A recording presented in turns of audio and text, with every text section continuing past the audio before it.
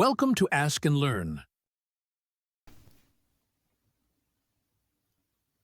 Here we have a frequency equation, and in the first part of part A, we're going to find df dl, the rate of change of the length. And the value of t and the value of rho are going to be held constant. So I'm going to rewrite the equation with all the constants together. 1/2 times the square root of t over rho, that's all a constant, and then the length is to the negative first power. So we're taking the derivative of that, and we would bring down the -1, so we would have -1/2 square root t over rho, and then L would be to the negative second power. So we can rewrite that as -1 over 2L squared times the square root of t over rho. Okay, so that takes care of part 1 of part A.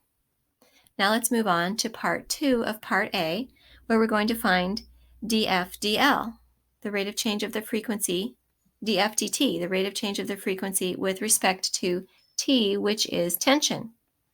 So once again, I'm going to rewrite my frequency equation first, and I'm going to write it as 1 over 2L times,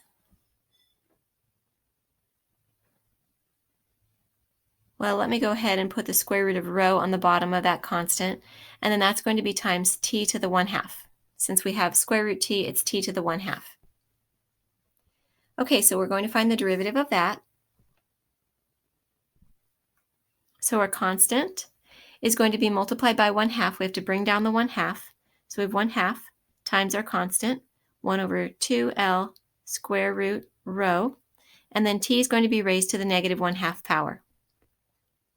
So when we simplify that, we end up with 1 over 4L square root rho t.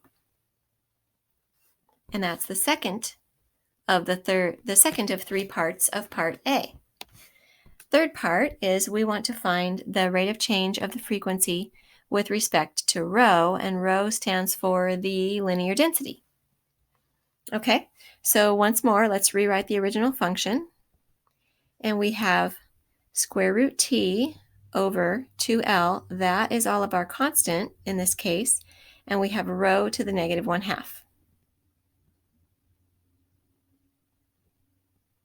Okay, so we're going to bring down the -1/2. We have -1/2. Let's see if we can make that -1/2 look a little bit better.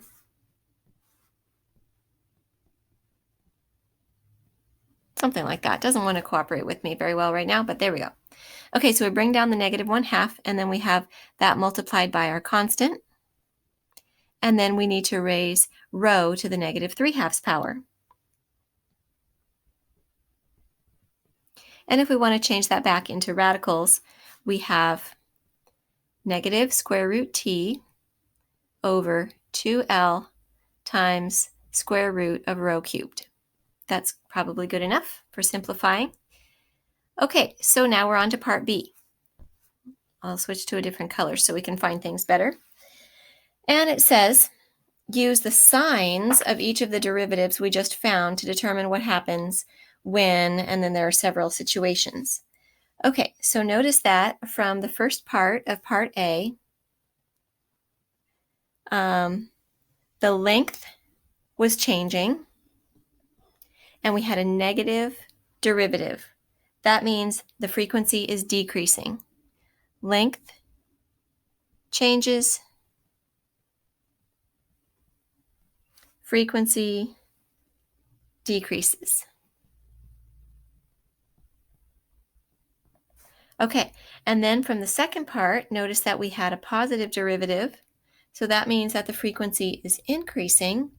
So the tension is increased, the frequency increases.